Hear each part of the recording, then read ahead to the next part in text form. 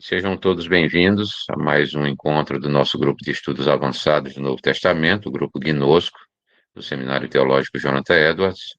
É uma alegria, nessa manhã de sábado, estarmos mais uma vez reunidos. Esse que é o nosso último encontro de 2025.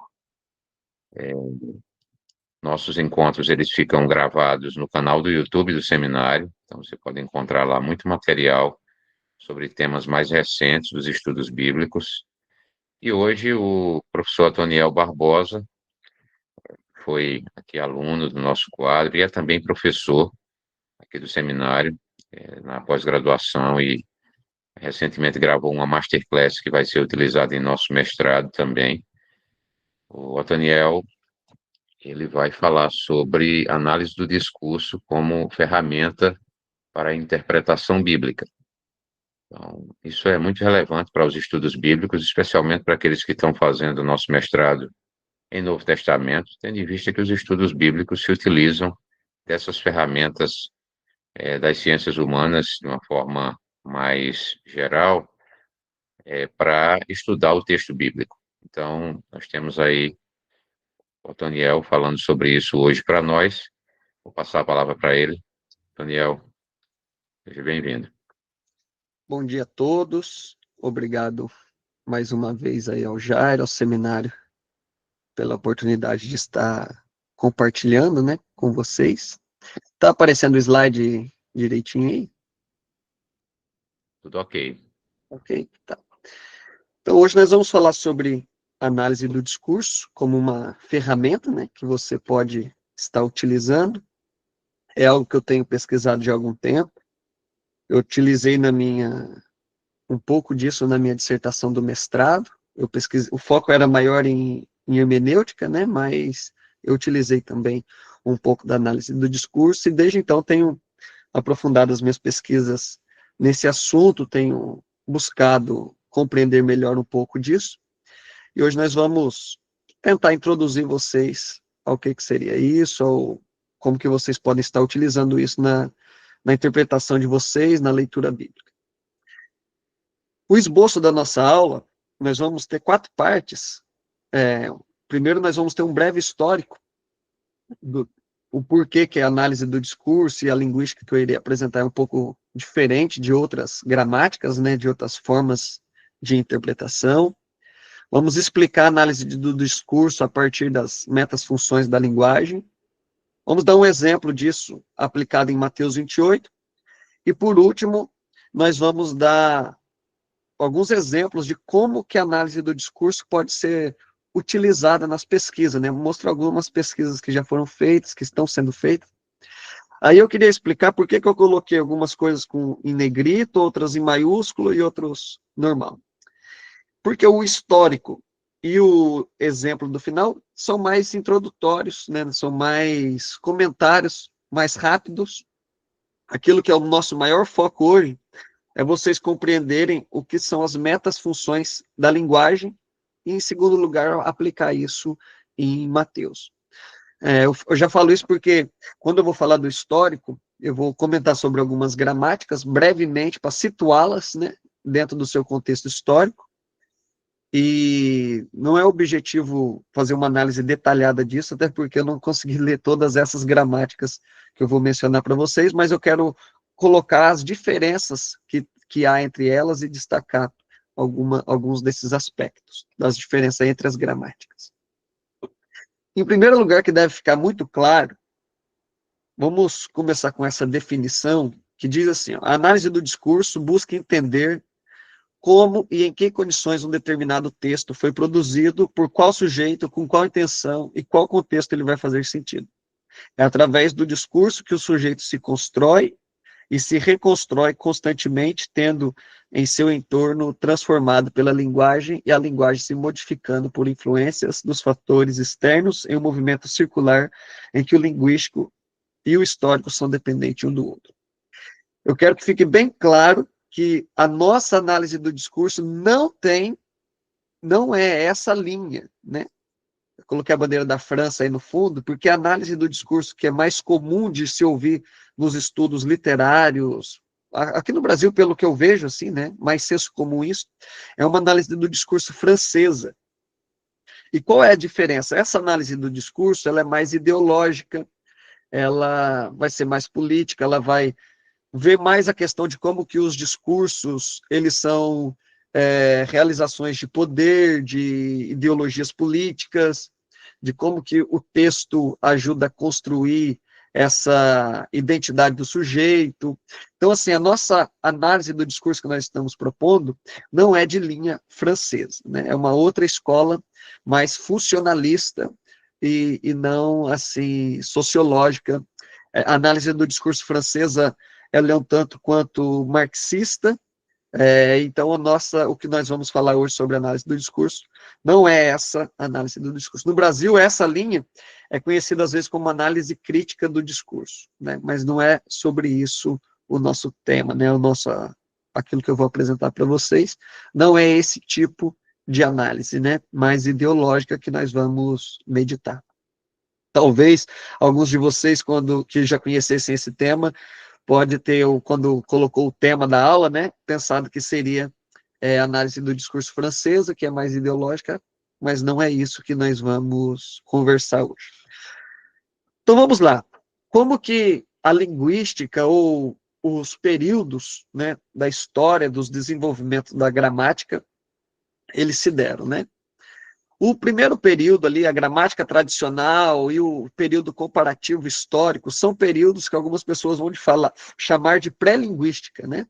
Que foram desenvolvimentos que ocorreu antes da linguística ser estabelecida assim como uma área de estudos. Então a língua, os estudos do grego, ele era muito mais descritivo, ou melhor, ele era mais prescritivo ali, falava, por exemplo, as classificações das palavras, o que seria um grego puro e um grego influenciado. Aí, por exemplo, tem essa citação dessa gramática bem antiga que diz assim, que os auristos que aparecem em citações em hebreus não devem ser incluídos na categoria ali de verbos do grego, já que na tradução da Septuaginta, o idioma estrangeiro, no caso o hebraico, exerceu, especialmente na escolha do tempo verbal grego, uma influência demasiadamente considerável. O que esse autor está colocando, então, nesse período, né, que é reflexo do período que ele está estudando, é que as exceções do uso do auristo em Hebreus não deve ser considerado o uso puro do grego em seu sentido. Então, nesse período, tinha-se a ideia de que a língua possuía as suas regras, né? O que seria o grego puro, o grego sem influência, e quando o falante, quando aquele que está usando a língua, ele desvia um pouco dessa norma, seria então que não seria mais grego, seria um grego contaminado, né? Então, por isso que algumas dessas gramáticas mais antigas vai ter muitas exceções, né? Vai ser baseada nas exceções, porque vai ter a regra, né, do que é que está falando ali o texto, e as exceções seriam como que se fosse um desvio do padrão, algo que não fosse a forma correta de se falar. No período comparativo histórico, desenvolveu a ideia de que a língua pudesse ser estudada através de comparação com outras línguas, né? Como o próprio nome já fala. E a gramática que faz uso desse método histórico comparativo, talvez mais famosa, seja a do Robertson. E ele vai dizer o seguinte, que a hipótese de uma língua greco-italiana original não pode ser considerada como mostrada, embora muitos pontos de contato entre o grego e o latim. Mas o grego, como próximo ramo mais antigo, conhecido por nós, mostra uma afinidade marcante com o sânscrito.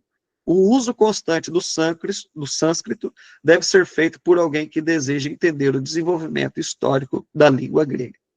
Então, nessa comparação com os sânscritos, é que onde eles desenvolvem a ideia da action sart, em que o tempo verbal agora deixa de ser... No período anterior, o tempo verbal ali era mais temporal. Então, quando eles comparam o grego com os sânscritos, então a língua, eles percebem que a forma verbal seria mais um tipo de ação. É onde surge ali o ponte-linear, esqueci os outros agora, os outros tipos ali, me fugiu da mente. Mas o ponte-linear, o contínuo, a ação está em desenvolvimento, a ação é um fator único, né? Ali o action start. Então é nesse período onde se compara a língua com o sânscrito. Depois chega então no período do auristo ingressivo, exatamente. Então nesse período de comparação com o sânscrito. No período do estruturalismo, que é quando um linguista suíço, né, Ferdinand Saussure, eu não sei muito bem falar o nome dele, ele entende a língua como contendo uma estrutura própria e que dentro dessa estrutura você consegue compreender. Então aqui, nesse período após o Saussure desenvolver o estruturalismo dele, a análise deixa de ser mais histórica da língua e começa a ter um olhar mais voltado para o próprio texto, né, para o próprio discurso em si. E então começa o estruturalismo vai tentar identificar uma estrutura geral da língua para que essas estruturas consiga comunicar algo àquele que está lendo, né? E uma gramática que é influenciada por isso é essa gramática do Funk, de 1993, que vai dizer o seguinte: o objetivo dessa gramática é apresentar ao aluno a estrutura da língua grega no menor tempo possível. Observe que a estrutura e a língua grega estão sendo enfatizadas. É a linguagem em si e não uma gramática sobre essa língua que o aluno que deseja aprender a ler grego precisa confrontar. Por isso, o motivo, a gramática em si é suprimida sempre que possível. E se a linguística moderna está correta em suas afirmações fundamentais, a única coisa necessária na aprendizagem de uma nova língua é a familiaridade com sua estrutura. Veja como, então, que essa ideia da estrutura na língua influencia esse autor e ele vai desenvolver ali uma gramática grega que vai prezar pelas estruturas dentro do discurso. Essa ideia de estrutura, de a língua enquanto sendo usada, vai gerar alguns tipos de gramática. Eu não vou mencionar aqui, mas a ideia de Chomsky, né, que é uma ideia da gramática gerativa ali, e também o funcionalismo, que aí nós já começamos a chegar mais perto daquilo que é a nossa análise do discurso. O funcionalismo vai entender a língua como mais situada, mais dentro de um contexto próprio, né? Dentro de uma situação de fala, cumprindo ou desenvolvendo funções de fala. O Eugene Nida, né, que tem o léxico, né, ele é um desses que escreve sobre isso, e nesse livro que eu utilizei dele sobre tradução, ele começa a trazer a ideia de funcionalidade ali, influenciado por isso, ele vai dizer o seguinte: o foco mais antigo na tradução estava na forma da mensagem, e os tradutores tinham particular prazer em conseguir reproduzir especialidades linguísticas, por exemplo, ritmos, rimas, jogo de palavra, quiasmo, paralelismo e estruturas gramaticais em comum. O novo foco, porém, deslocou da forma, ou seja, da gramática, né, da escolha da palavra, da mensagem, para a resposta do receptor. Portanto, o que deve determinar a reação do receptor à mensagem. Essa resposta deve ser comparada com a forma como os receptores originais presumivelmente reagiram à mensagem quando ela foi transmitida em seu contexto original. Ou seja, o funcionalismo não quer apenas traduzir a forma exata, né, daquilo que foi falado, mas é buscar reproduzir a função daquilo que foi falado, né? Isso a gente pode ver nas traduções, né? A gente até tem as traduções mais formais, né? Como Ark, Ara, e algumas traduções mais funcionais, né? Que vão traduzir a função ali, mais a ideia da função das palavras, e não propriamente dito a forma das palavras. E isso, o estruturalismo e o funcionalismo, eles geram um pouco do sistema, do arcabouço para a linguística sistêmico-funcional. E aí é onde a gente entra nesse a análise do discurso que nós vamos propor é a partir da linguística sistêmico-funcional.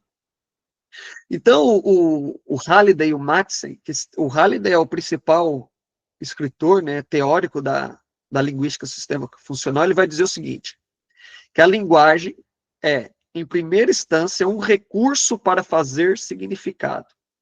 O texto é um processo de fazer significado no contexto. Tentar resumir isso e como que isso se relaciona com a origem que o estruturalismo e o funcionalismo ajudaram a construir a linguística sistêmica. O estruturalismo entendia a linguagem, então, como estrutura, como um sistema de escolhas que o falante poderia fazer para comunicar. E o funcionalismo tinha a ideia de que a linguagem teria que fazer uma função comunicativa, cumprir essa função comunicativa. A linguística sistêmico-funcional, então, vai entender que a forma com que a gente fala, as palavras, as nossas escolhas de vocabulário, é o meio que a gente utiliza para criar o significado, para gerar o significado. Ou seja, é a estrutura que a gente usa para comunicar algo. Só que também é o processo de fazer isso em determinado contexto, ou seja, cumprir determinadas funções. Esse autor brasileiro, linguista, ele coloca 4 características, então, da linguística sistêmico-funcional, para a gente compreender ela, como que ela nos ajuda a ver a linguagem. Ele vai dizer que a língua, dentro da perspectiva sistêmico-funcional, ela é social. Por quê? Porque nós usamos as palavras dentro de contextos sócio-históricos, né? Com diferentes meios de criar significado, né? Por exemplo, quando nós estamos estudando um idioma diferente, nós estamos entrando em outro contexto sócio-histórico, né?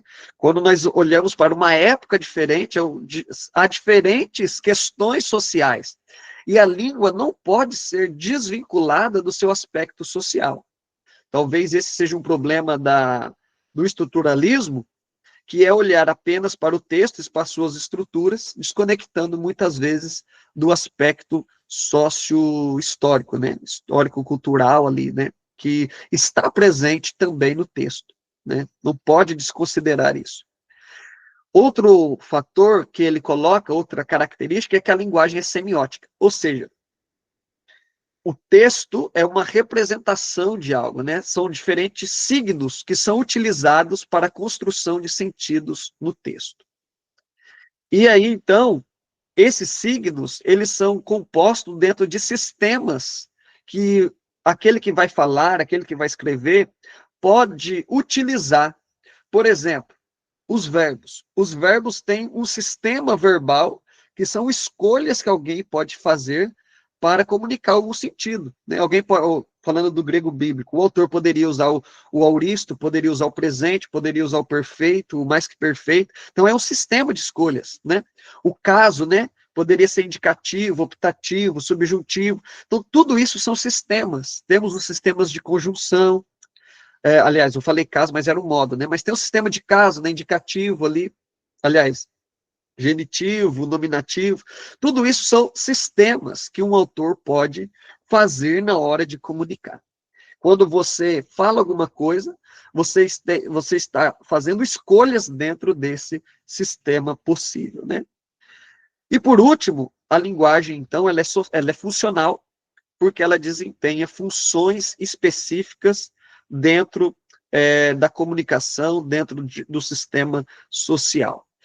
Um exemplo disso, utilizado no grego bíblico, né, é quando o Stanley Porter ele vai pesquisar sobre aspecto verbal e vai diferenciar da action site, né? Ele vai ter uma ideia de um verbo no grego ser uma perspectiva do autor em relação à ação, e não um tipo de ação, mas aquilo que o autor está querendo, a forma como que ele vê. Tem uma aula do Lucas, eu acredito que está no Gnosco também, só sobre aspecto verbal. O que eu quero colocar aqui é que o Porter utiliza da linguística sistêmica funcional, quando ele vai dizer, por exemplo, que o aspecto verbal é definido como uma categoria semântica, ou seja, um tipo de significado, que o autor, ou o falante ali, o escritor, gramaticaliza uma perspectiva sobre uma ação. O que o Porter está propondo? Que quando o autor tem ali o sistema verbal, ele então pode fazer uma escolha. E essa escolha vai ser uma gramaticalização, ou seja, vai colocar no texto algo que representa uma função, algo que representa um tipo de semântica, um tipo de perspectiva. Então, ele desenvolve aquele sistema que o Lucas explica quando ele vai falar sobre aspecto verbal, a partir dessa ideia da linguística sistêmico-funcional, que a língua ela é um sistema de escolhas. Então, esse é um exemplo de como que a linguística sistêmico-funcional ela pode ser aplicada ao grego bíblico. Alguma dúvida ou algum comentário até aqui? Alguém quer falar alguma coisa?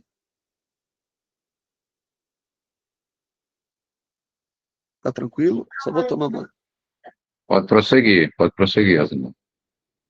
Ok. Então, a partir dessa ideia da linguística sistêmico-funcional, que a língua ela é social, semiótica, sistêmica e funcional, temos então a prática disso, né, que é a análise do discurso. O Porter, ele vai colocar essa frase aí, que em inglês, eu coloquei em inglês a citação direta porque fica estranho falar em português, né, parece algo não muito sério, né, que a análise do discurso não é uma coisa, são coisas, né, e ele vai propor essa ideia de que não é só uma coisa, é difícil chegar aqui e falar, não, a análise do discurso é isso, porque pode ter análise do discurso focada em coisas diferentes, como eu vou mostrar lá nos desenvolvimentos que podem se ter a partir da análise do discurso, são muitas as maneiras que você pode observar um texto, são muitos os sistemas que há num texto, como nós vamos tentar mostrar. Então, a análise do discurso é um conjunto de várias coisas que seria difícil definir em um aspecto pequeno. Mas todas as linguagens, toda forma de falar, o Halliday propõe, elas são ideacionais. Ou seja, quando alguém fala, ou quando alguém escreve, ele está representando ou interpretando as suas percepções do mundo.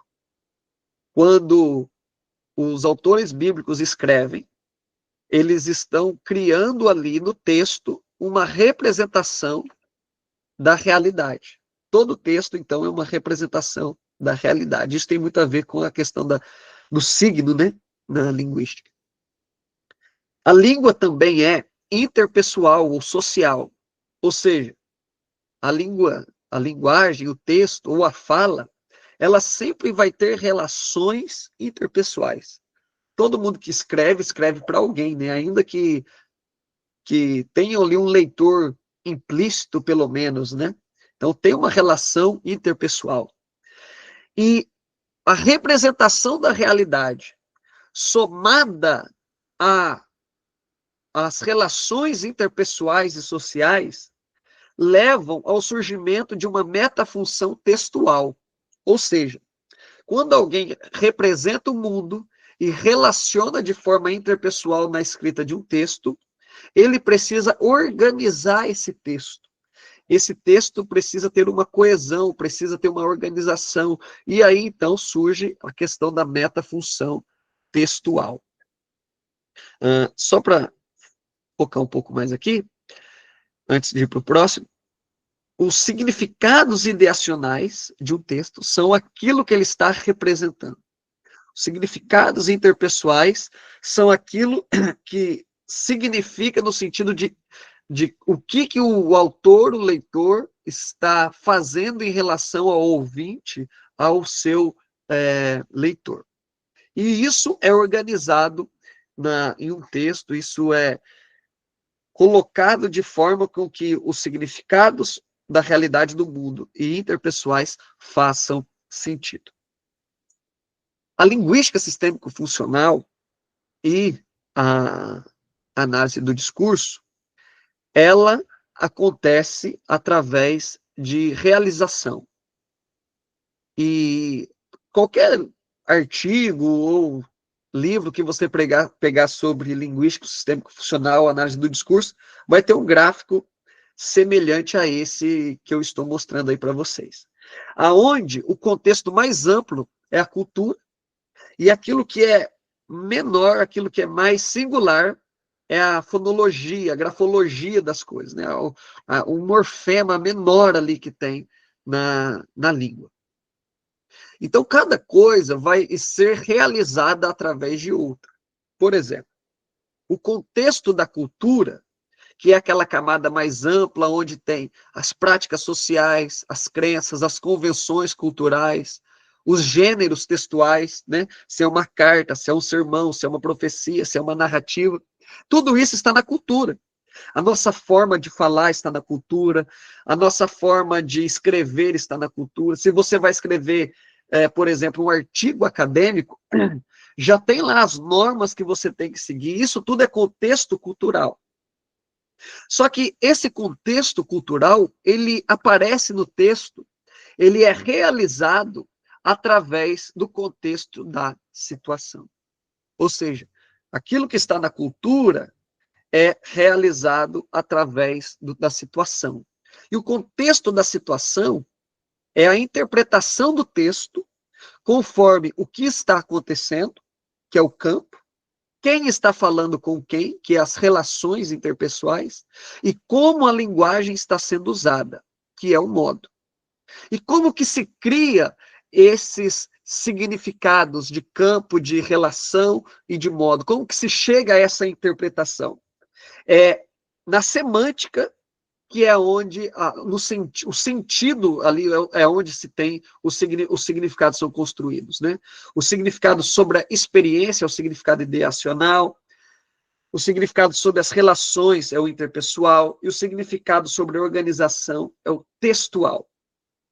E como que isso é realizado? Isso é realizado através do léxico gramático, ou seja, onde as palavras e estruturas, verbos, substantivos, formas verbal, sintaxe, estão ali.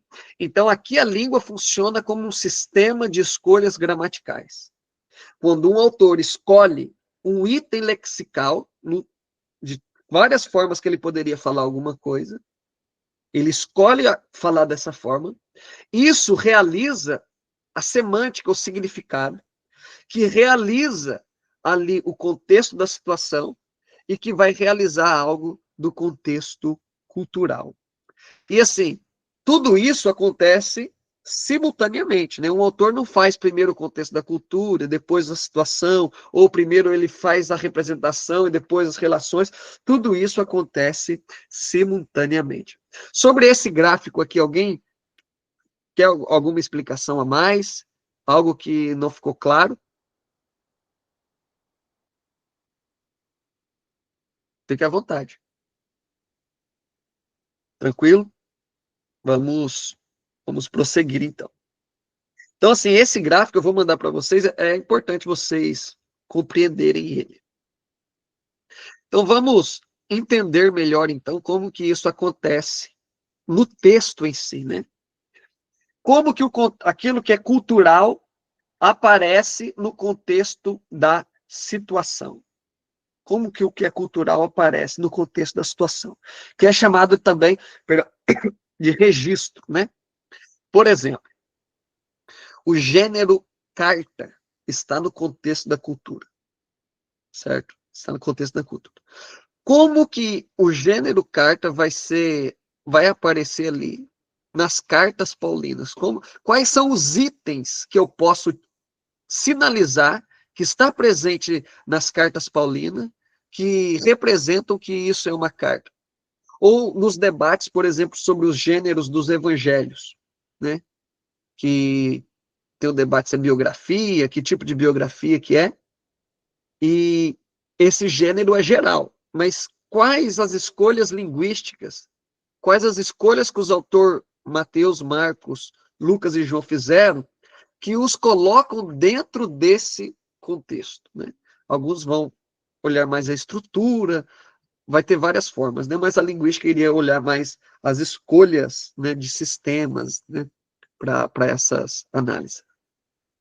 Então vamos lá, o Porter, Stanley Porter e acho que é Matthew O'Donnell, ele vai dizer o seguinte, que indicadores deíticos são um conjunto de sistemas dentro da linguagem usados de várias maneiras para conectar a linguagem ao contexto.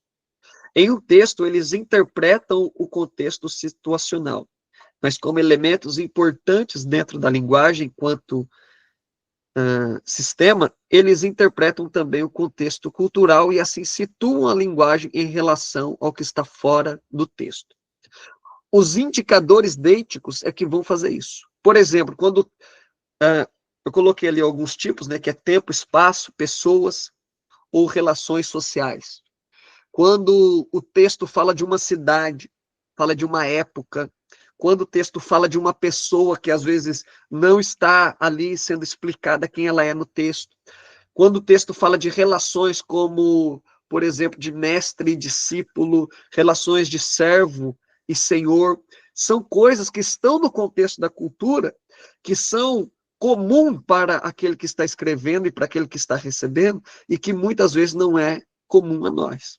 Então, você deve observar esses indicadores deíticos, de tempo, espaço, pessoas e o social, para você conseguir, muitas vezes, eu não sei se vocês têm essa impressão, mas às vezes, quando a gente vai discutir contexto cultural, às vezes, pelo menos é uma percepção minha, às vezes fala muita coisa e quando você olha para o texto não tem relação com o texto, né?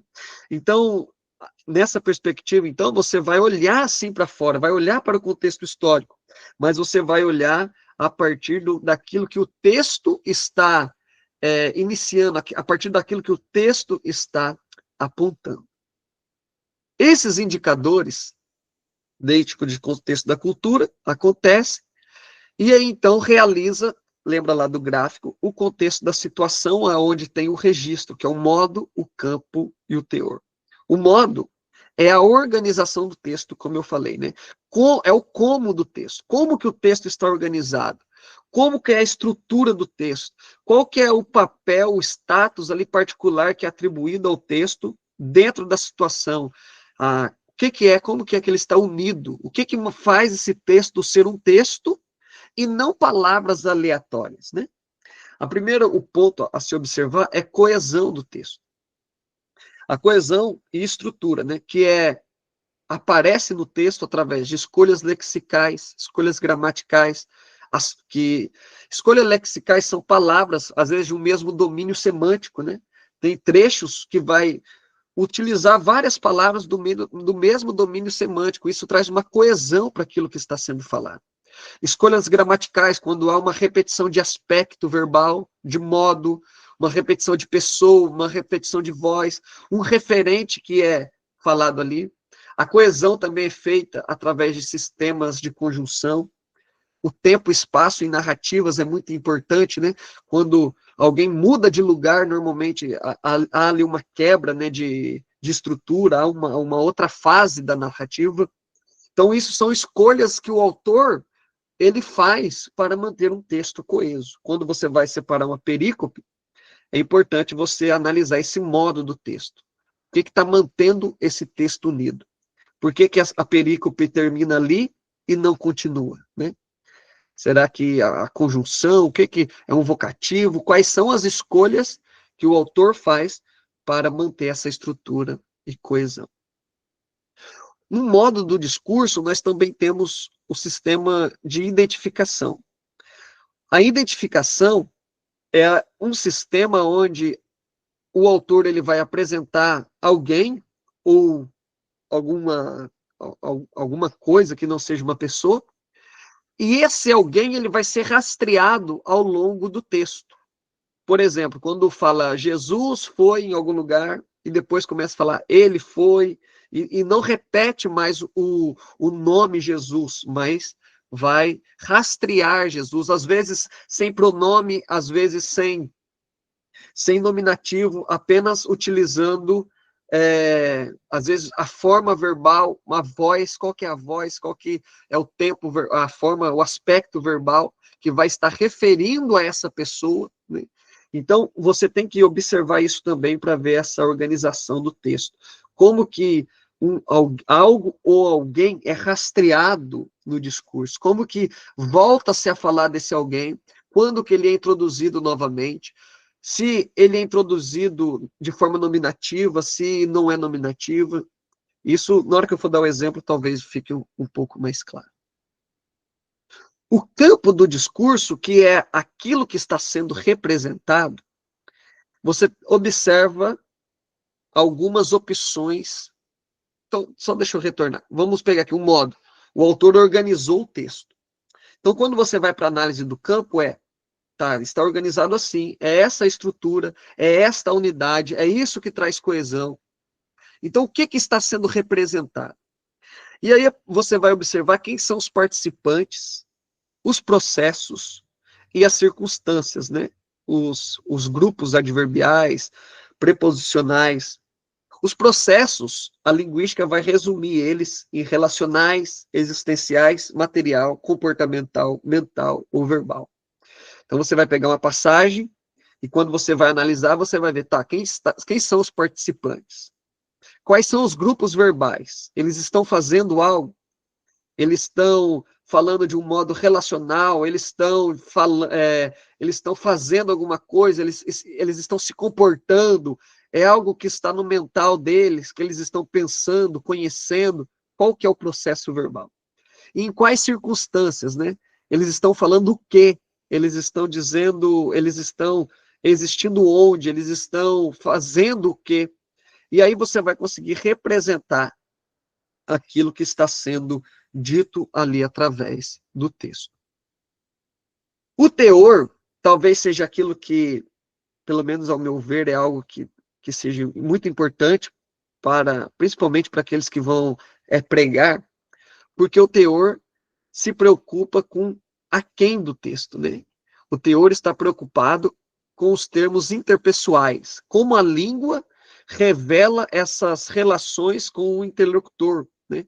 Como que a língua ela vai criar um significado com aquele que está ouvindo ou lendo.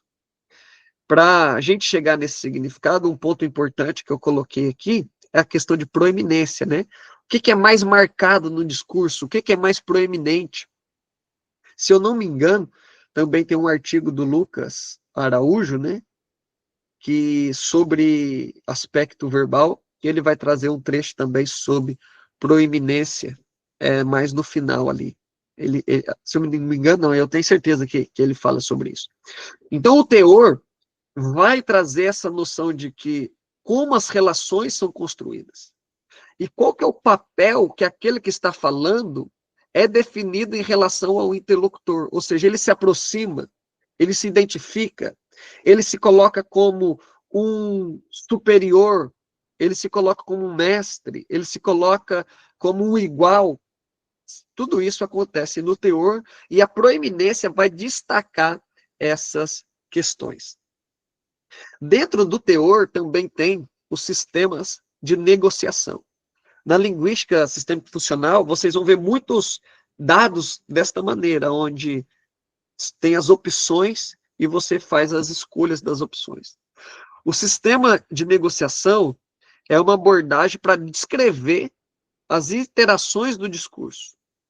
Ou seja, está saudando alguém ou é uma reação a essa saudação? Se é uma saudação, está iniciando ali uma saudação, qual que é a resposta, né? Está chamando alguém, qual que é ou é uma resposta a uma chamada?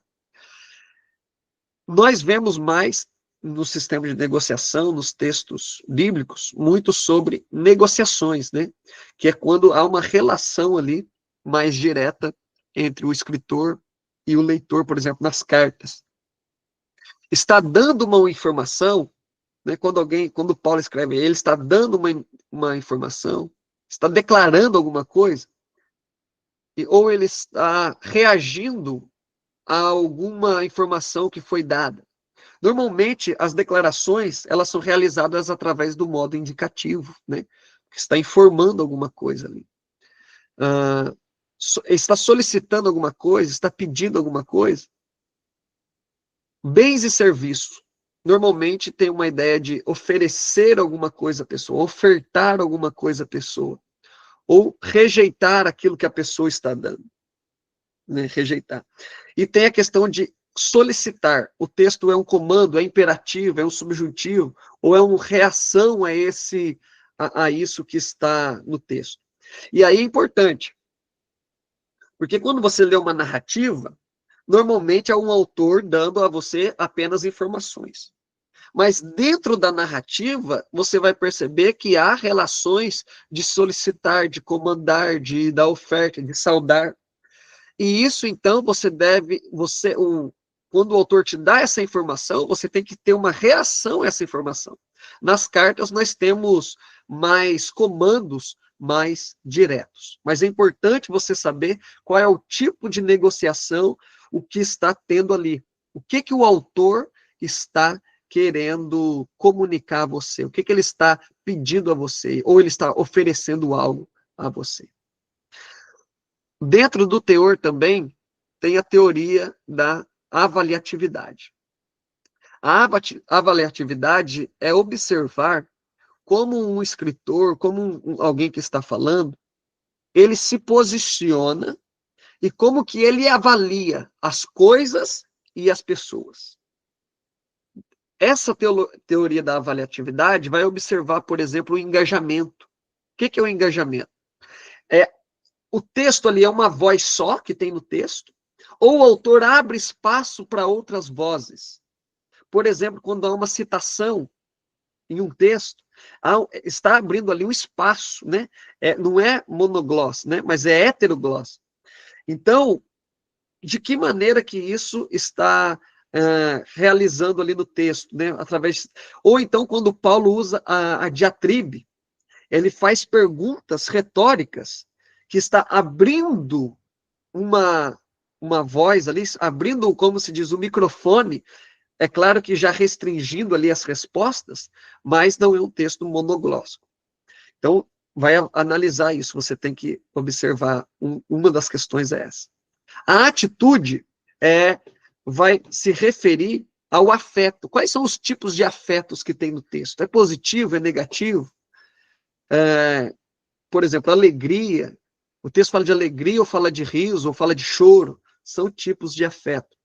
Julgamento, como que o texto julga as pessoas, né? Como que o texto está ali avaliando pessoas.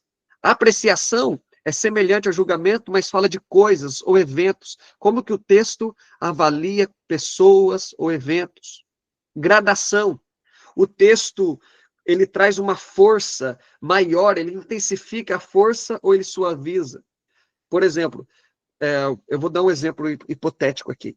Quando o autor está falando sobre sofrimento, ele fala, eu sofri muito, ou ele fala, eu sofri apenas um pouco, ou seja, ele está suavizando ou ele está intensificando. O foco, ele está dando foco em algo específico ou ele está abrindo um pouco o leque para o foco daquilo. Isso talvez vai ficar mais claro também quando a gente for aplicar em Mateus. Mas tudo isso que eu falei, o que acontece? O contexto da cultura é realizado, então, no contexto da situação, campo, modo e teor, que realizam os significados ideacionais, textuais e interpessoais. Alguém quer fazer alguma pergunta sobre campo, modo e teor? Algo que não ficou claro? Algo que queira entender um pouco melhor? Antes de eu ir para o exemplo, em Mateus 28. Ô, professor, eu tenho uma pergunta, só para ficar mais claro aqui, Claro. como que o teor entre o autor e o leitor, no caso, afeta os dos imperativos? Porque, no caso, ele vai cumprir uma função não apenas gramatical, mas também social, correto? Exatamente. A linguística, a pergunta tem alguma continuação ou não? Não, é só para mim ver como entender melhor como vai afetar o uso dos imperativos, porque às vezes o imperativo pode trazer ou uma distância ou também vai trazer uma proximidade. Então, assim, eu queria saber como que é, dentro do analisando o teor eu consigo garantir essa proximidade ou distância, o uso mesmo dos imperativos, por meio dos imperativos. Então, o sistema de voz, aliás, de pessoa, é importante nesse caso. Por exemplo, quando o texto diz o imperativo na primeira pessoa do plural, utilizando o nós, como prossigamos, santificamos, ou deixemos, né? Nós temos ali o autor se incluindo nisso, o que traz uma proximidade. Quando a escolha de pessoa por exemplo, na segunda pessoa do singular ou do plural, que é um discurso mais direto, como deixe, santifique, há uma ordem que tem uma certa distância. Então, essa escolha vai ser importante. Agora, sim, o texto ele não é separado em campo, modo e teor. Né? Isso é a forma que nós vamos analisar ele. Mas, ao mesmo tempo, por exemplo, que o imperativo realiza a função de teor interpessoal, quando nós temos uma cadeia de textos, uma cadeia de imperativos, isso vai ajudar a gente a ver o modo, isso vai trazer também um campo para o discurso, entendeu? As coisas funcionam ao mesmo tempo, mas quando nós vamos analisar, nós separamos para conseguir ver como as escolhas. Uma frase clássica da linguística sistêmica funcional é que escolha implica significado. Então, por exemplo, se o autor utiliza a primeira pessoa do plural, o nós, ele tem um significado ali, a semântica ali de estar incluído naquilo que ele está representando, naquele comando. Quando ele usa a segunda pessoa, ele já se distancia um pouco e já se coloca ali, às vezes, como uma certa distância e não em solidariedade daquele que vai receber o texto. Consegui explicar? Conseguiu sim, conseguiu sim. Ah, tá. Mais alguém?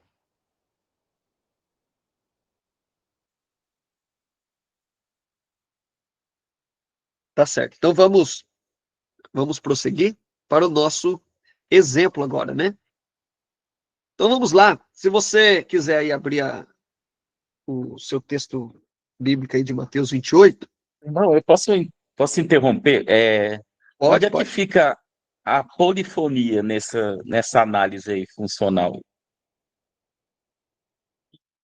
A polifonia, mas em que sentido você está dizendo? De muitas vozes, no sentido de Bakhtin ali, que ele fala É, de mu- as, dialogismo? as vozes do texto, né? Acho que é Bakhtin, né, que fala sobre isso.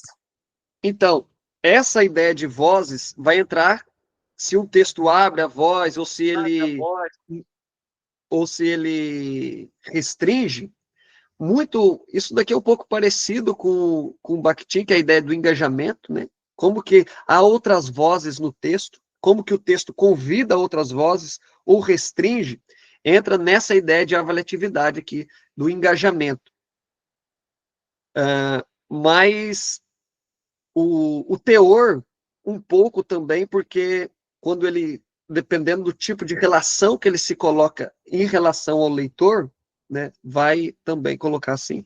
Mas é uma análise um pouco diferente da do Bakhtin, né? O Bakhtin é mais literário do que linguístico, né? Certo.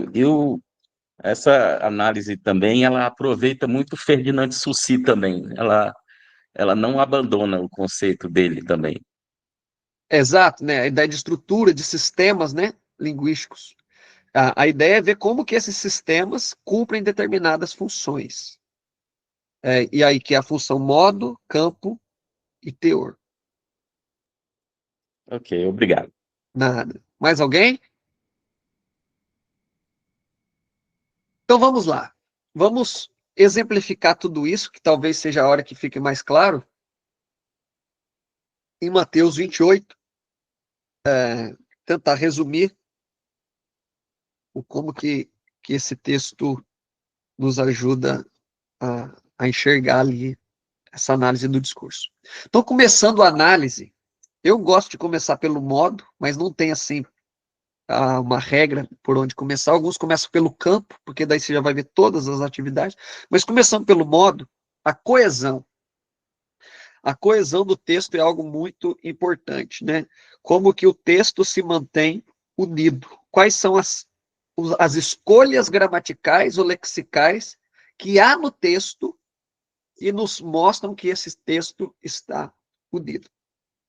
Há um estudo de Stephanie Black, de 2002, a partir da linguística sistêmica funcional, sobre as conjunções em Mateus. Ela vai fazer uma análise, inclusive, algumas coisas matemáticas, de probabilidade de uso. É um estudo muito completo. E há uma diferença entre o uso do de e do cai, né? Ela vai afirmar que o cai não é apenas a conjunção mais comum, mas é uma escolha não marcada no sistema de conjunções de sentenças em Mateus, funcionando como um sinal de continuidade narrativa normalmente presente em contextos de sequência temporal, de ação e de ator. Ou seja, quando Mateus utiliza cai, ele vai estar continuando o foco no autor, no tempo e na ação daquilo que vem falado.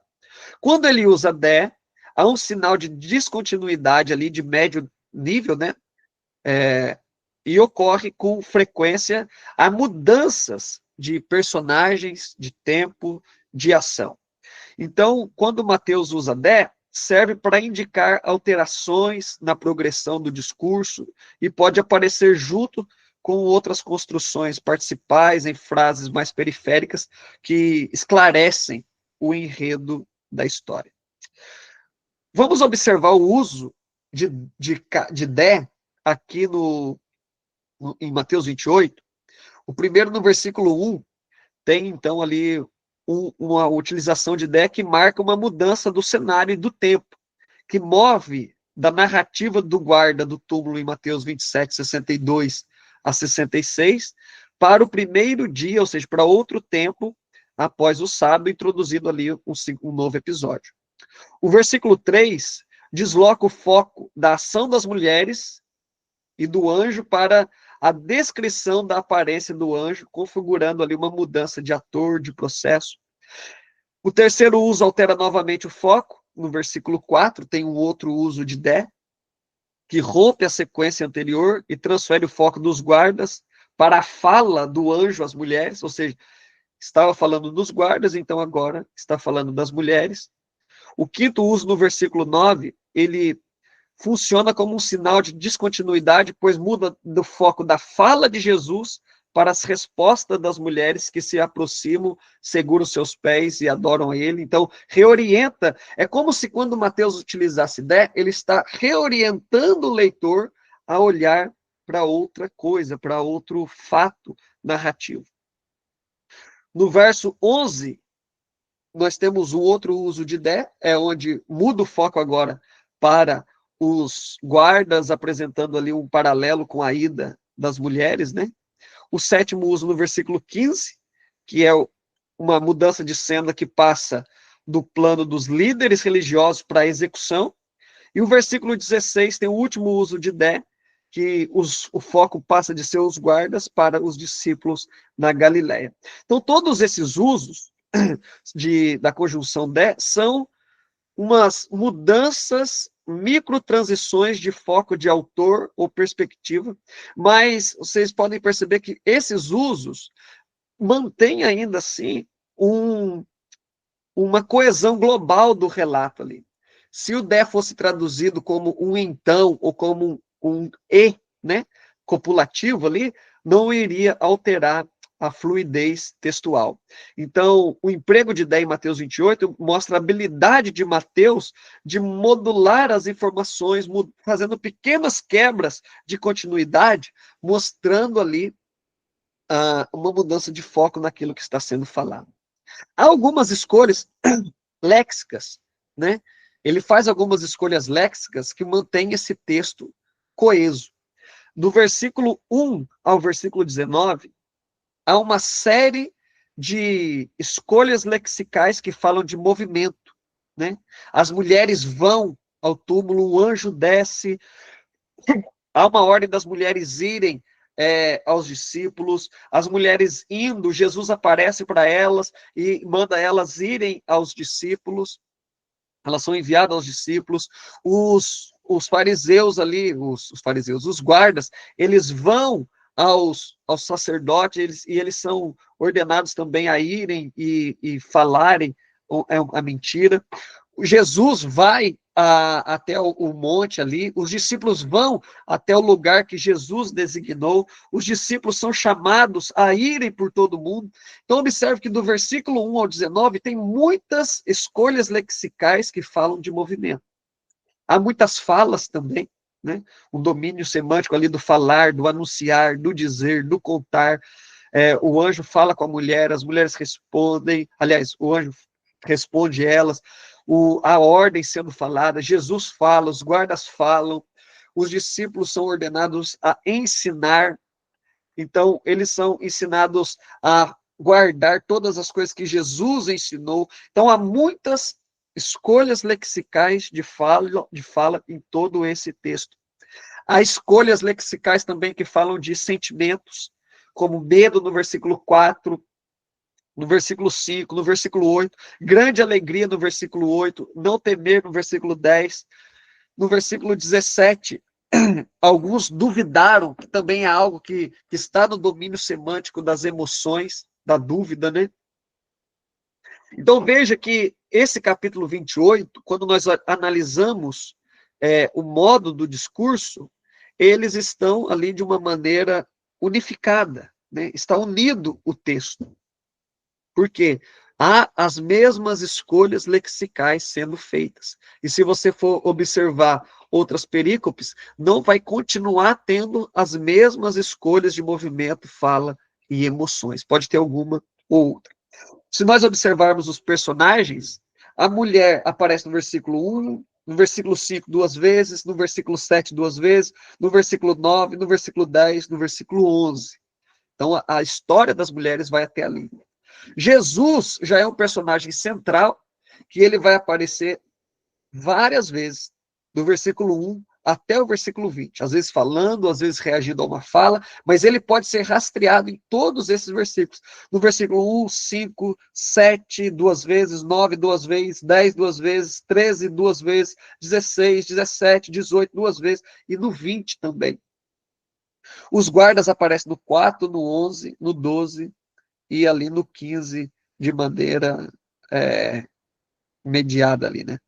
Os discípulos aparecem no verso 7, 8, 10, 13, 16, duas vezes, 18, e no versículo 20. Eles podem ser rastreados nessas passagens.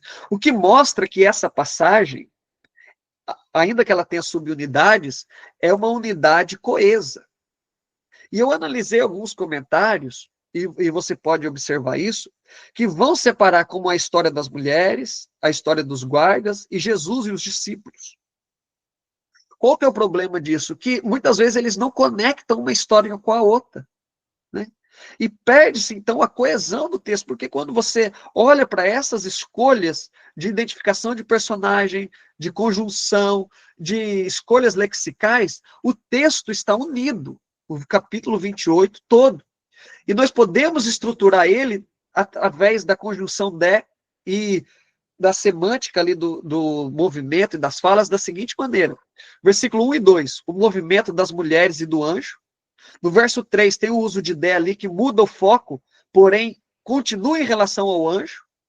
A reação dos guardas é uma mudança de foco também, porém ainda em relação ao anjo. Então, esse movimento das mulheres e do anjo indo ali. Quando chega no verso 5, há uma mudança de foco agora para as falas das mulheres, as mulheres, né? As mensagens das mulheres. Versículo 5 a 8. No verso 9 a 10, nós não temos o uso de de. Mas então continua o foco no fato de as mulheres receberem a mensagem. Então não muda ali o foco narrativo de Mateus. Então a história está ali dentro desse mesmo contexto de mensagem às mulheres. No verso 11, há uma mudança de foco de personagens. O uso de de muda ali o foco de Jesus, as mulheres, para, então, os guardas. No verso 15, há um uso de de, que muda o plano para a ação, mas permanece o foco sendo os guardas. E no verso 16, o último uso de Dé ali, que muda o foco para os discípulos, né? E não há mais nenhum outro uso de Dé, o que coloca toda essa unidade ali junta. Então veja como que, através da escolha da semântica, da escolha de lexical e das conjunções, nós conseguimos estruturar o texto, né? Então isso é o modo do discurso. Como que o texto está organizado? Como que ele faz sentido junto, unido? O campo do discurso é o que o texto está representando. Versículos 1 a 4, o movimento das mulheres, nós vemos ali, os principais participantes são Maria Madalena, outra Maria, os anjos e os guardas. Os processos, né? É o movimento, o anjo desce, as mulheres vão, os guardas tremem. Então, qual que é o campo do discurso? O que o texto está representando? O texto está representando uma intervenção divina, né, ou celestial, né? No tempo e no espaço. E tem um contraste entre a ação do anjo e o medo humano. É isso que o texto está representando através dos processos e participantes. Do 5 ao 10, os participantes, anjo, mulheres e Jesus, os processos são fala e movimento, o anjo envia as mulheres obedecem, vão, Jesus aparece. Então o campo revela uma revelação de Jesus e um envio, né? Há uma palavra celestial ali de Jesus que gera obediência e missão. Versos 11 a 15, os participantes agora são os guardas, os sacerdotes e os anciãos. E ali os processos principais são a questão de relatar, de contar, de falar ali. E também eles vão, né? Eles com dinheiro, por conta do dinheiro.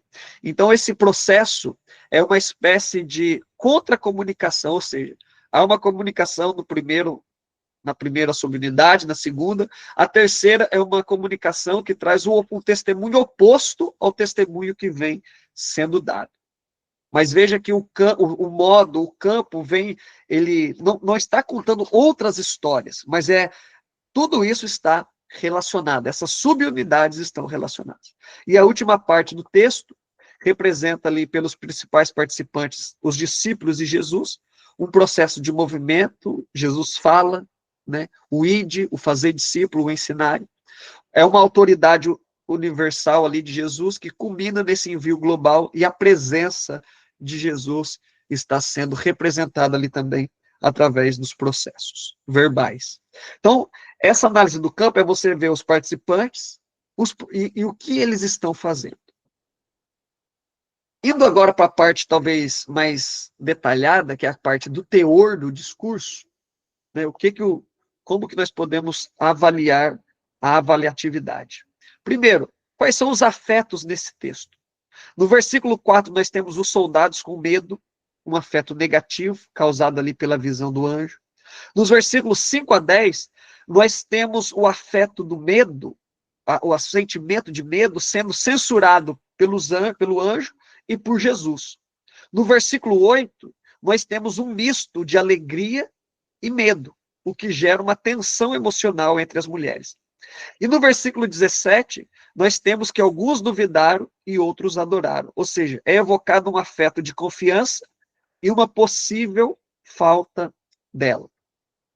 Como que o autor julga os personagens, né? Martin White, que é os autores que vão trabalhar melhor essa ideia de julgamento, eles apresentam um quadro onde colocam como lento uma capacidade julgada como negativa, crítica, né? Quando alguém é lento, é algo negativo. Então, quando nós observamos as mulheres indo apressadamente, isso evoca um julgamento positivo das atitudes delas, né? Elas não são tardias em obedecer, elas são rápidas em obedecer. A descrição do anjo no versículo 3 coloca ele como uma figura positiva também, porque é ali uma descrição positiva dele. A autoridade recebida por Jesus o torna também poderoso, né? O que é um julgamento positivo também, ele recebeu toda a autoridade nos céus e na terra. Já os guardas, eles evocam um sentimento de desonestidade, o que gera um julgamento negativo nessa passagem. E os discípulos, quando eles adoram e alguns duvidam, fica ali uma ambiguidade para o leitor ali avaliar isso. A apreciação, ou seja, como que o autor interpreta as coisas que acontecem, né? O relato da abertura do túmulo é construído por processos que descrevem fenômenos de grande impacto, terremoto, pedra removida. Então, há uma apreciação de reação ali, esses eventos são extraordinários. É uma força que rompe ali. Então, é algo positivo. O versículo 5 a 10, a apreciação desloca para o valor comunicativo do evento, a mensagem do anjo, a aparição de Jesus, e essa fala deles e as mulheres obedecendo, essa situação é positiva. Já o verso 11 a 15 é uma apreciação negativa ali por conta da desonestidade. E por fim, nos versos 16 a 20, a apreciação atinge o seu ponto mais alto em termos de valoração. O discurso de Jesus é estruturado como um evento de autoridade universal, né? Ele é condensado, e a apreciação em Mateus 28, então, percorre de forma gradiente, que vai do impacto daquele primeiro fenômeno, ligado ali à ressurreição de Jesus, essa organização, para uma valoração do comissionamento das mulheres. Há ali, então, uma tensão com o julgamento negativo dos guardas, e termina, então, com a importância ali de maior valor dentro da comissão de Jesus.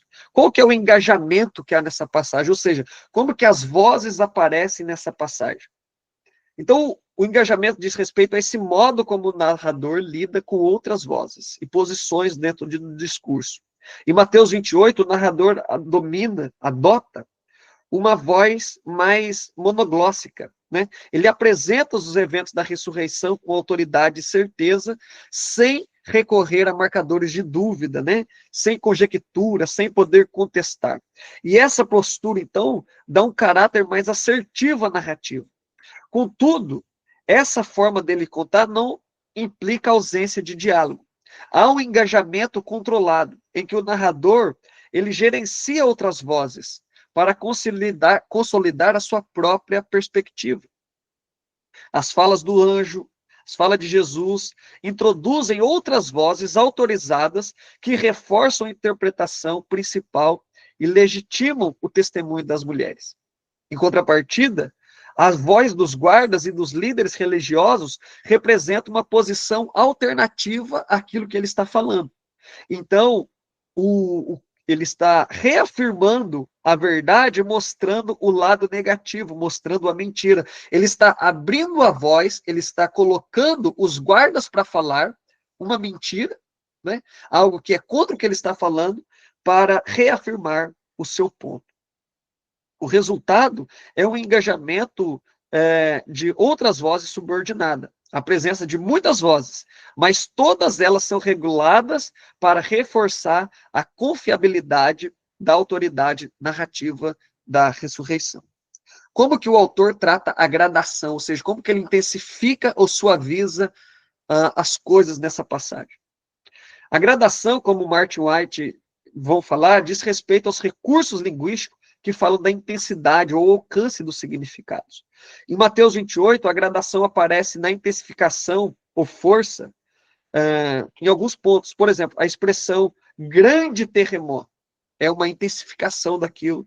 Grande alegria, no versículo 8, é também uma intensificação, que elevam a intensidade dos acontecimentos e emoção. O medo inicial é atenuado quando ele aparece o não temer, substituído por uma alegria, por uma reverência. Mas no final dessa passagem, nos versos 16 a 20 ali, é onde nós temos a maior gradação.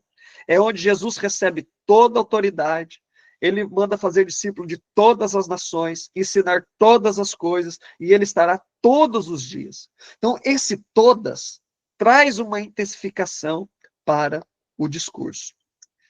O que então é mais marcado nessa passagem? Isso já vai fazer mais sentido para a gente, o que isso comunica para o significado, na hora que a gente for terminar de ver o significado interpessoal. Então vamos lá. O que é mais marcado na passagem?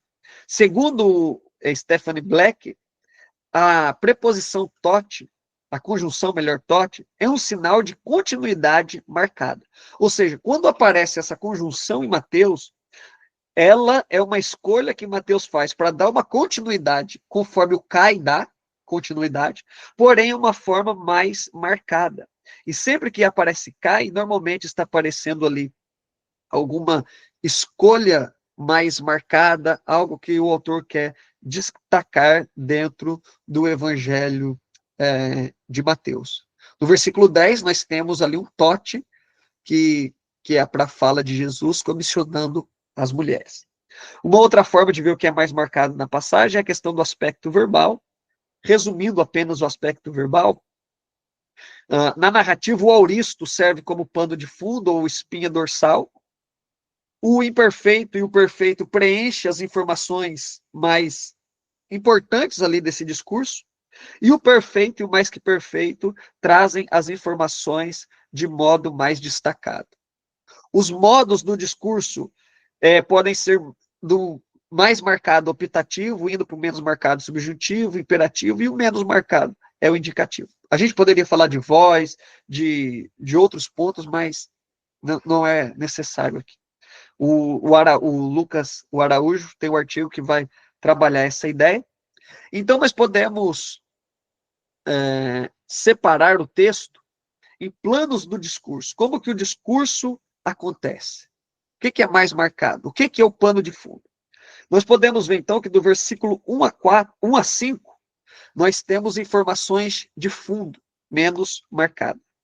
No versículo 5, parte B, quando a fala, não temeis, porque sei que buscais Jesus que foi crucificado, o não temeis, o imperativo, há ali também um perfeito na fala, que é o oida, né, de conhecimento, isso destaca essa informação. Então, é uma informação de primeiríssimo plano, né? É algo mais marcado. O versículo 6 é uma informação destacada, mas não de primeiríssimo plano, é um primeiro plano, porque ali verbos presentes, fala presente ali, quando ele fala, não está aqui, pois ressuscitou, como havia dito. O versículo 7, há ali também informações de primeiríssimo plano, porque ali tem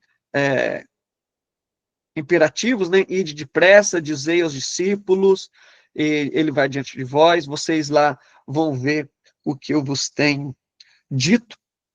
Então, essas são informações ali no versículo 7, que trazem para o primeiro plano, né, a questão do idou ali, né, quando ele fala, tem um eis que ele vai adiante de vós, é uma informação marcante. O verso 8 a 9 são informações de fundo, porque prevalece ali o auristo. O verso 9b e o 10 são informações de primeiríssimo plano. Por quê? Tem imperativos, né? Tem ali ordens de Jesus falando sobre não temer, tem comissionamento de Jesus, tem o uso da conjunção tote, que é uma conjunção muito importante dentro de Mateus. Os versos 11 a 12 são informações de fundo, são informações do plano discursivo de fundo, onde são informações que fornecem a base para aquilo que vai ser mais destacado, né? O verso 13 tem um certo destaque, porque tem ali verbos presentes, que traz algum destaque para aquilo que está sendo comentado ali. Os versos 14 até o 18 vão ser informações de fundo, planos de fundo marcados por auristo, sem conjunções, na verdade, de destaque em Mateus. E os versos 18 a 19 são as informações de primeiríssimo plano. Nessa parte, nós temos aqui o maior destaque nessa passagem.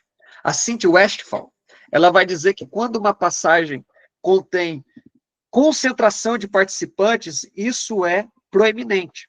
E nesse final, nós não temos apenas Jesus e os discípulos. Nós temos ali o Pai, e o Espírito Santo também ali sendo participantes. Nós temos os possíveis novos discípulos de todas as nações. Então, tem uma concentração de personagens ali no texto. A Westphal também vai afirmar que quando há conclusões são partes mais proeminentes em um discurso. E nós temos ali em Mateus 19 uma conjunção de conclusão que também ajuda a ver esse texto como mais marcado de todos. Então, a parte mais destacada, Mateus, ali a fala de Jesus comissionando os discípulos. Prosseguindo. Opa, eu voltei, né? É para ir para frente. A negociação. Quais são as negociações que há neste texto? Nós temos uma negociação entre o narrador e o leitor, que ele está dando informações. Por exemplo, quando ele começa no versículo 1, ele está contando algo, e você pode reagir a essa informação que ele está dando. Nós temos o anjo negociando com a mulher, dando um comando, e elas reagindo, obedecendo. Jesus e as mulheres igualmente. Sacerdote e os guardas. Mas note o que ele fala ali, quando ele fala aos guardas, no versículo de número 15, que ele fala... Cadê? Ele fala o seguinte: então receberam eles as moedas, agiram como havia instruído. E essa notícia foi divulgada entre os judeus até o dia de hoje. Ou seja, o narrador está dando uma informação sobre os guardas e os sacerdotes. Mas quando ele fala que a mentira deles está até os dias de hoje, ele está negociando uma informação com o leitor. E então você vai ter que aceitar essa informação, reagir a ela de alguma maneira. Quem está certo? É o narrador, ou são que fala as mulheres, Jesus, ou é os guardas? Então há essa negociação. Jesus e os discípulos, esse comissionamento de Jesus, e quando Mateus escreve já para os discípulos de Jesus, e há esse comissionamento, sempre falando ali de discípulos, é algo muito importante, né? Essas ordens de Jesus no final, eis que estou convosco todos os dias, né? Então isso também negocia algo com o leitor. Então isso, nós podemos pensar, qual é o significado interpessoal então dessa passagem? A distância ou proximidade? Há uma distância entre o falante e o ouvinte no texto. Nós não temos, por exemplo, o uso da primeira pessoa do plural.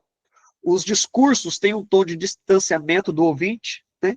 Nós temos ali, por exemplo, os anjos dando ordem, o Jesus dando ordem, os sacerdotes ordenando. Então há uma distância. Só que tem um detalhe. No verso 10, quando Jesus fala para as mulheres irem a Galileia e anunciar, ele usa ide anunciai aos meus irmãos. E é muito interessante isso. Por quê? Em toda a passagem, os discípulos são chamados de os discípulos ou os 11 discípulos. E aqui Jesus não fala, ide e fale lá com os meus discípulos, mas fale com os meus irmãos. Então, há uma quebra de Jesus na expectativa de falar discípulos, ou seja, há uma proeminência ali, maior ainda no verso 10, quando Jesus usa meus irmãos, que é também os discípulos.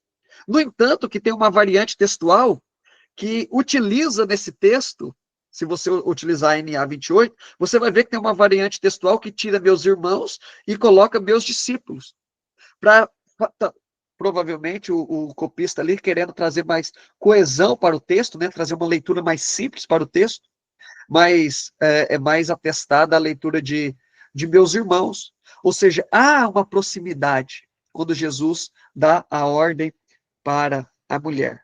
Há uma quebra nessa distância. Jesus cria uma aproximação com os discípulos, chamando eles de irmãos. O que também acontece quando ele fala que ele estará no meio dos discípulos. O texto todo, há uma autoridade daquele que está falando sobre o ouvinte. Anjos fala, as mulheres obedecem. Autoridades judaicas falam, os guardas obedecem. Jesus fala, os discípulos devem obedecer. O texto nessa assimetria de poder, Jesus fala de uma posição de autoridade, emite imperativos. Essa forma categórica, então, o texto não abre espaço para dúvida, né? É o texto categórico que fala às pessoas. Então, no plano interpessoal, a atitude em Mateus comunica um sentimento de segurança, que permeia tanto o anúncio do anjo quanto as palavras de Jesus, transmitindo confiança diante do evento extraordinário da ressurreição. O julgamento é duplamente valorado, positivo em relação às mulheres que respondem com fé e negativo quanto aos guardas que representam a resistência à verdade. E ambíguo contra os discípulos que têm adoração e dúvida. E essa oscilação serve como um espelho para o leitor que é convidado a posicionar-se diante da missão.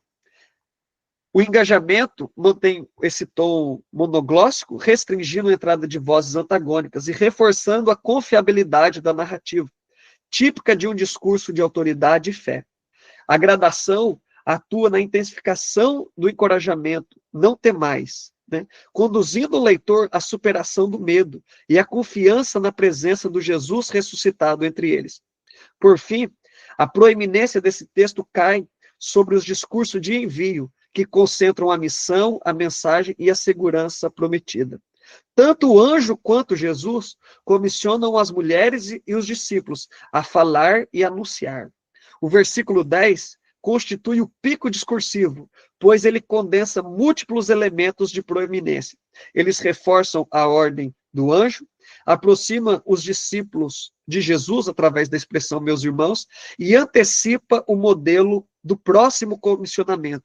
É como se o versículo 10 fosse o clímax ali da história, que aquilo que vem antes ele reforça e ele antecipa a ordem que ele vai dar para Jesus, que Jesus vai dar para os discípulos, se aproximando dos discípulos através do uso de meus irmãos.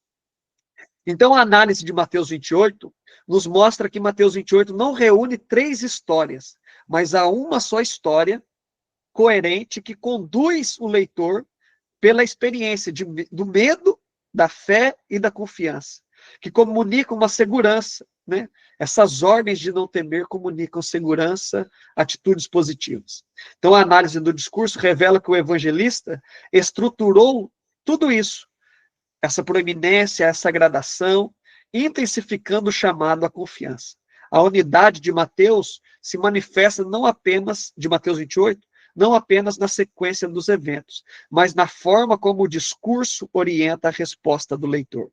Uma adesão confiante à autoridade de Jesus e à missão que procede dele. Alguma dúvida ou comentário sobre essa análise de Mateus 28, antes de eu ir para a última parte, que é apenas... Na verdade, eu só vou comentar aqui sobre essa última parte e depois eu abro para as perguntas, por conta do tempo. Tudo isso que eu analisei em Mateus, há várias formas de analisar o discurso. Por exemplo, esse livro aqui vai analisar muito a questão dos parágrafos, como que o discurso ele é organizado em parágrafo.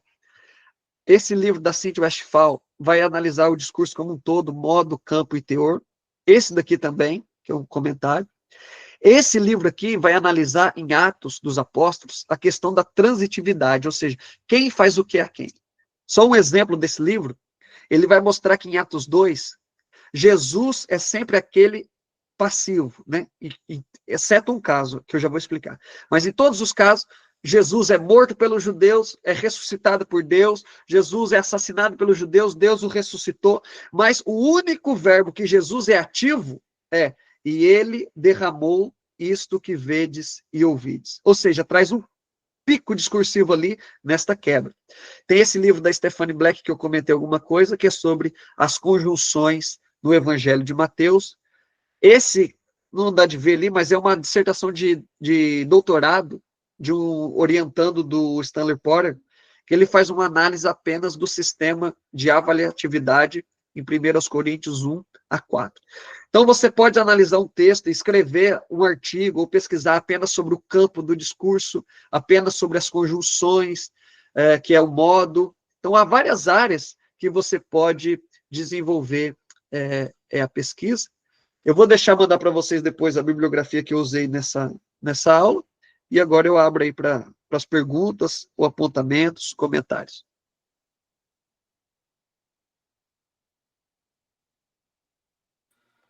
Professor, sobre as conjunções, você tratou aí do de, você comentou aí o cai, eu queria saber como que a gente pode distinguir quando o cai ele tem uma função puramente aditiva ou quando ele exerce uma função mais de destaque, sabe? No sentido ou de ser neutro, né? No sentido de aditivo neutro, ou então ele destacar mesmo. Então, isso é um ponto difícil, porque a ideia de registro na análise do discurso vai ter a ideia também de idioleto, que é a forma com que cada autor fala. Por que esse livro da Stephanie Black é importante em Mateus? Porque ela analisa todos os usos das conjunções em Mateus para falar que Mateus, quando usa dessa maneira, quando tem tal construção, é provável que ele usa isso. Então, quando ele é provável que ele usa isso e ele não usa, isso é destacado. Isso é mais marcado. Então, teria que analisar qual é o corpus, por exemplo, corpus paulino, como que Paulo usa as conjunções, né? Então é um campo No caso, como muito cada grande. autor usaria. Isso, a língua, na linguística sistêmica funcional, a língua ela é baseada no uso. E cada autor ele vai ter ali uma característica de uso da língua. Né? Por isso que é difícil falar, mas normalmente há outros itens que vai ajudar você a perceber se há algo importante, como o aspecto verbal, Então, como analisaria a estilística do próprio autor. exatamente, como que o autor utiliza isso. Tem algumas até fórmulas matemáticas, por exemplo, que vai conseguir calcular quando, depois de você analisar todo o corpus de um autor, quando que é provável que ele usa algo, quando que e por quando que ele não usa, quando que ele quebra essa probabilidade. É um pouco complicado, porque parece que a gente vai ter que virar especialista, né? De cada autor. É, não é muito fácil. Mas assim, se a gente pensar, por exemplo, em nós aqui, como que a gente usa o mais, por exemplo, o mais e o e, né? Ou o portanto, o entretanto. Cada um de nós aqui vai ter uma variedade no uso das conjunções. Isso não é diferente. É por isso que as gramáticas mais tradicionais, que lidam com muitas regras, pegam lá o texto e colocam as regras ali, às vezes colocam muitas exceções, porque a língua ela é baseada no uso, né? Na função que o autor quer ali. Não sei se ficou claro. Ficou claro. É só mesmo para uma compreensão particular minha, mas também eu queria saber assim como que você vê a questão do verbo, porque o verbo eu vejo algumas vezes parece que ele não está tentando apontar um tempo específico, mas como que eu posso explicar? Não apresentar o tempo ocorrido, mas apresentar a relação que existe. Então, eu tento seguir o Porter nisso. Tem o artigo do Lucas que eu mencionei sobre o verbo, é só sobre o aspecto verbal, ele traz uma história. Mas eu entendo que o verbo ali no grego, o aspecto verbal, ele traz a ideia de qual que é a perspectiva do autor em relação à ação. Não quando ela aconteceu e nem como ela foi, mas como o autor quer comunicar ela. Por exemplo, o auristo, tem um exemplo bem claro que sempre que alguém vai falar de aspecto verbal vai falar desse exemplo, que é o exemplo da passarela ali, né, do sandóbrigo, por exemplo, né? Quando alguém vê o aurista é como se o autor estivesse vendo a ação de cima de um helicóptero, o presente e o imperfeito como se ele estivesse na arquibancada ali, o imperfeito um pouco mais remoto e o presente um pouco mais perto ali do que está passando na frente, o perfeito e o mais que perfeito como se fosse um estado de estar participando ali, né? Mas eu recomendo que você leia o artigo do Lucas sobre isso. Se você tiver acesso também ao livro do Stanley Porter, que é Idiomas, alguma coisa assim do Novo Testamento, que é a dissertação dele de mestrado, isso aí vai fazer mais sentido para você. Como que tá o nome do artigo? Eu acho que se você colocar Lucas Araújo, revista Jonathan Edwards, aspecto verbal no Google, vai aparecer já aí para você. Saiu na última edição, se eu não me engano, na última ou na penúltima. Combinado. Obrigado. Eu vou ver se compartilho aqui o link, vou ver se localizo aqui agora. Ah, perfeito. Mais alguém? Alguma dúvida? Ou comentário? Antoniel, aproveitando aí, quais são as diferenças, por exemplo, entre o uso da abordagem da análise do discurso na interpretação do texto bíblico e o uso que o pessoal da análise literária da Bíblia faz para abordar um texto também, da Bíblia como literatura, por exemplo? Há semelhanças e distinções importantes ou ambas trilham pelo mesmo caminho?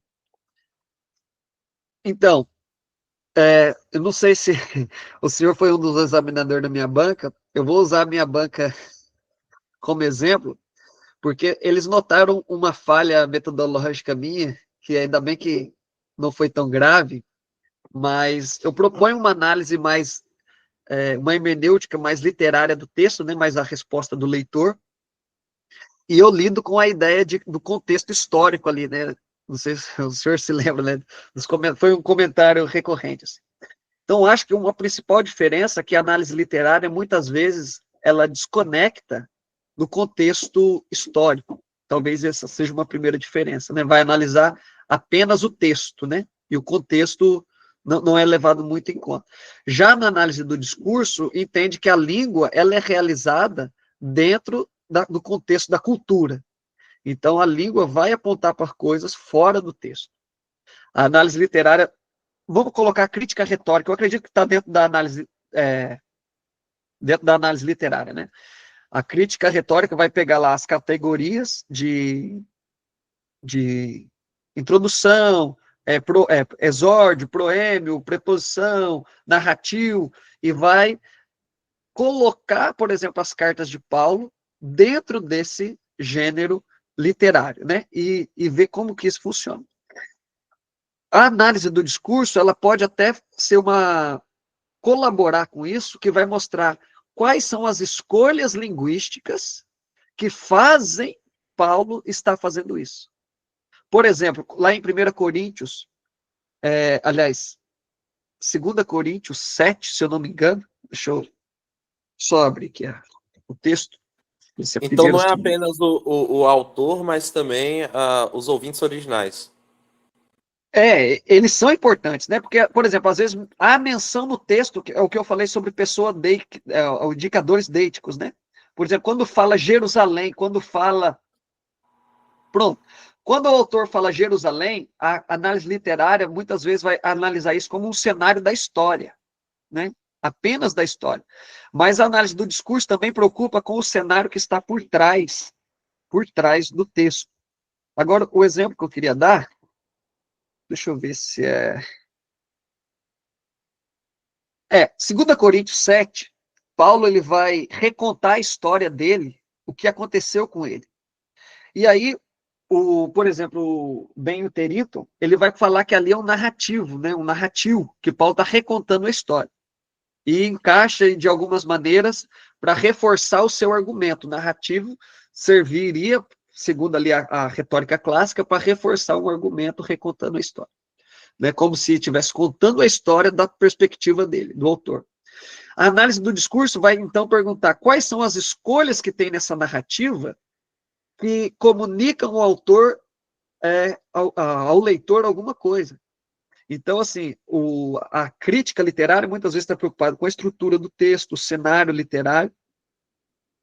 Já a análise do discurso, ela também olha para aquilo que está por fora do texto. E é o texto que vai realizar, vai apontar essas coisas, né? É aquela questão dos sistemas, dos círculos lá, é o léxico gramática que realiza a estrutura, o modo, o campo e tudo mais. Não sei se ficou claro. Sim, sim, agradeço. Acabei de compartilhar lá no grupo Gnosco o artigo sobre aspecto verbal do Lucas. É muito importante, porque quando compreende isso, ajuda muito a análise, por exemplo, do teor, né, daquilo que é mais proeminente do texto. É isso, pessoal. Mais alguém quer interagir com o professor? Percebo que é uma área muito rica. Acho que o Evandro Júnior quer falar. Fala, Evandro. Olá, boa tarde.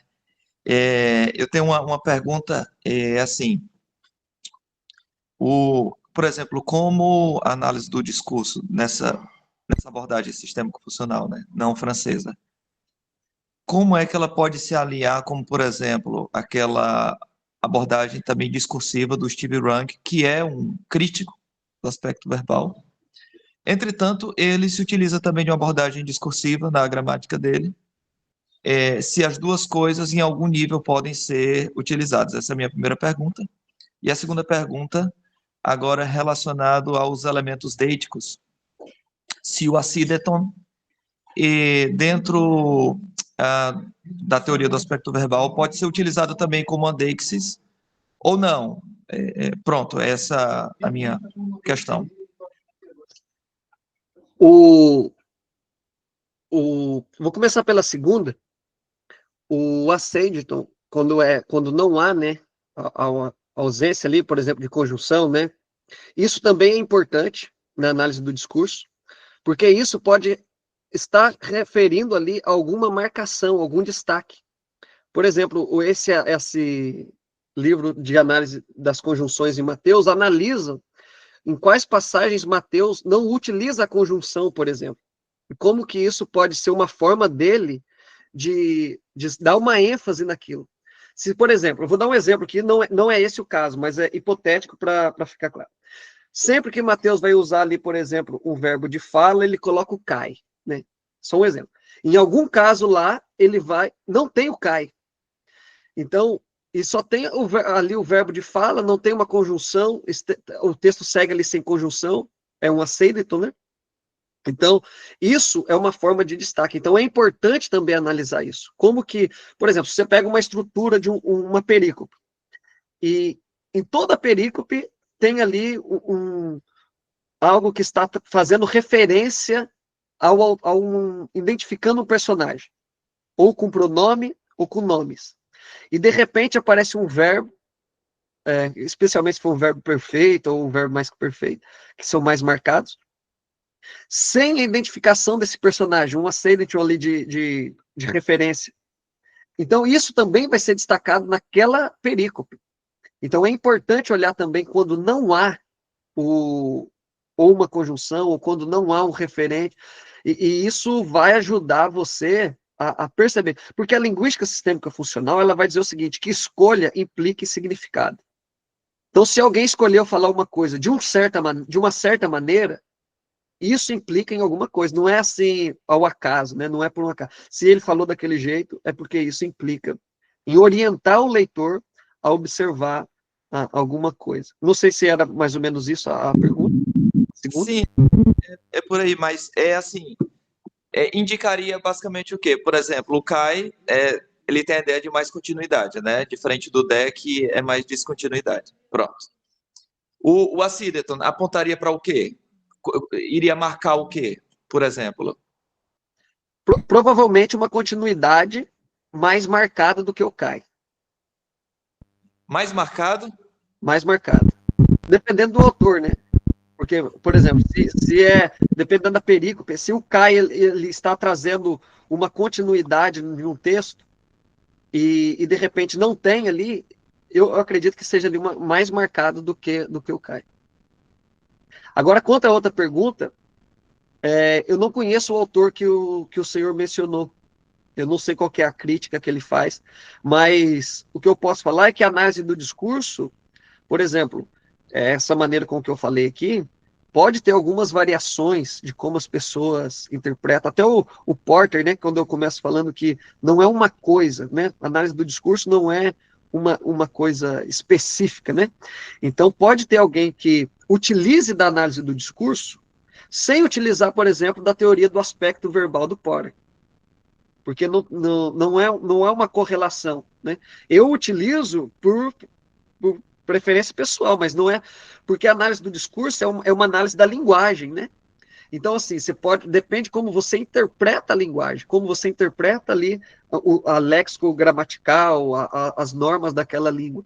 Por exemplo, essa análise do discurso, como não tem muita coisa em português sobre a análise do discurso no grego, eu acredito que é muito proveitoso ler a análise do discurso sobre outros textos, da linguística mesmo. Tem até uma revista chamada Delta, que produz artigos de análise do discurso. Então, assim, eu não sei qual, então, como eu não conheço esse autor, eu não sei qual é o tipo de análise discursiva que ele faz, mas pode sim ter alguma correlação com a linguística sistêmica funcional, mesmo ele sendo um crítico da teoria do aspecto verbal.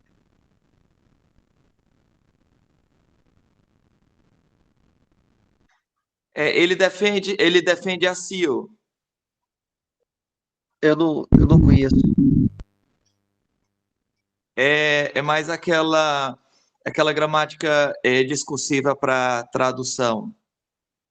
Ah, tá, SIL é a sigla, né? SIL, né?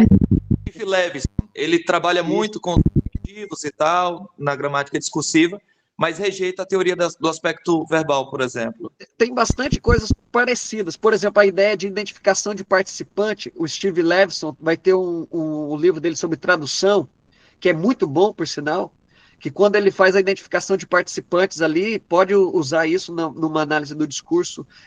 Isso daí sim é parecido, as funções ali, né? Porque o SIL ali, né? Ele antecede um pouco essa abordagem da linguística sistêmica funcional ao grego bíblico. Por exemplo, com o Eugênio Nida, né? Que ele também é dessa forma de interpretação. Então, ele é mesmo essa gramática. Os livros tem um outro autor que escreve junto com o Levinson, que agora eu não vou recordar o nome dele, mas esse livro sobre tradução, eu li alguns trechos dele no Perlego e realmente tem muitas correlações que ajudam você. Ele utiliza alguns problemas que deu em uma tradução para um idioma específico, né? E aí, como que a linguagem não cumpria a função sendo formal, né? Então, tem essa relação, sim, com a sistêmico-funcional. E pode ser até aprimorada, né? Combinando um pouco das duas. Ok, obrigado.